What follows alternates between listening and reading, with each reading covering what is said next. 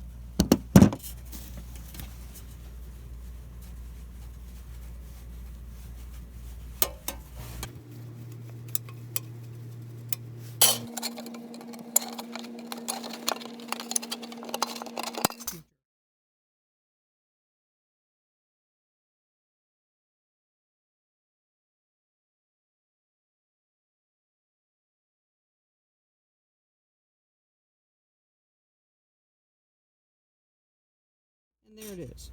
It's a thing of beauty. Sister's using a file to smooth it out. Y'all be careful when you're working with sheet metal like this. It can cut you. So that's what it would look like bent with the metal bender, which is that, if it were a 90-degree corner versus a rounded. And we're going to go with a rounded.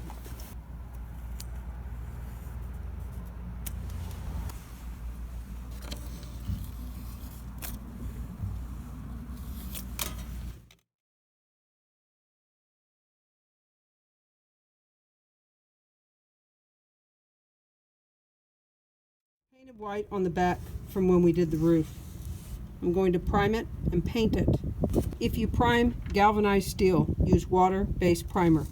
Oil-based primer does not work on galvanized metal. Sister's going to draw a line where we want to bend the metal.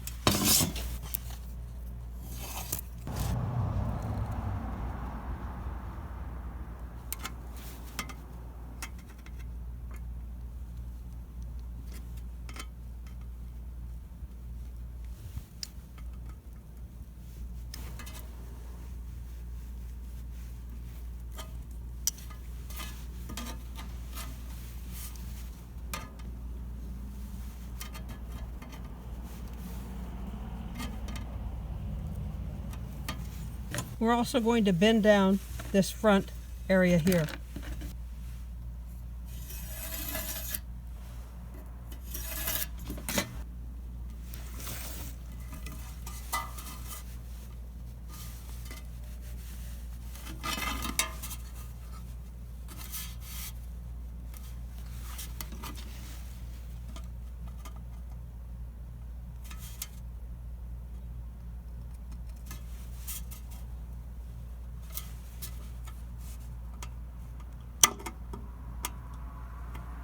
This is how it turned out.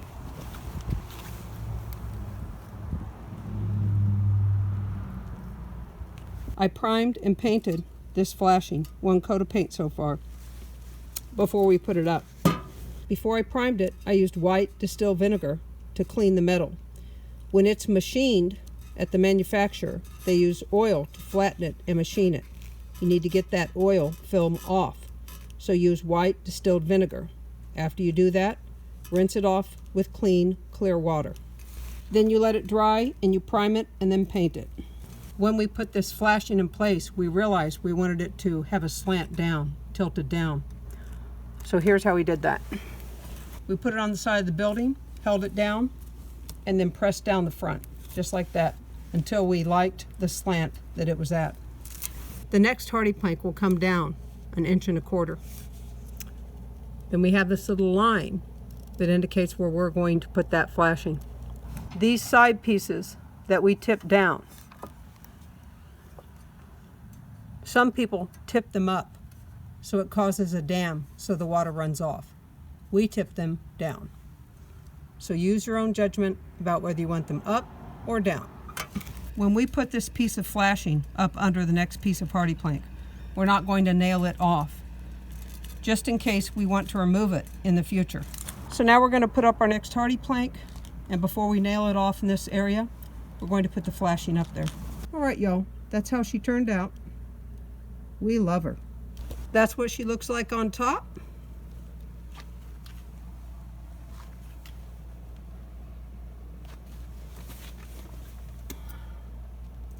There you go. And that's how we flash a utility box. Hope it helps, and happy DIYing.